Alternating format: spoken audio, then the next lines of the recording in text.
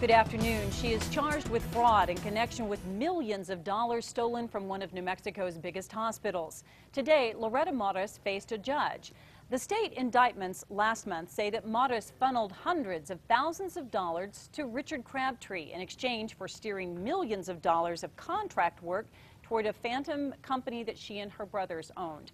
News 13's Deanna Sauceda is live in the Newsplex with the story. Attorney General Gary King says the scheme went on for 3 years, starting in 2005. Today, Loretta Mares was arraigned on 12 fraud charges.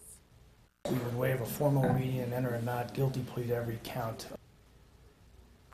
The indictment claims a lucrative scheme at Santa Fe's Christus St. Vincent Hospital. The Attorney General says Crabtree and Mares were working together to scam the hospital. According to the indictment, Crabtree, who was a COO at the hospital until 4 years ago, gave companies controlled by Mares and her associates $2.5 million worth of work. That included computer work that other companies had already done for the hospital, according to the AG, and in some cases, work that needed to be done but was never completed. Investigators say in return, Mares and her associates paid Crabtree nearly $700 grand.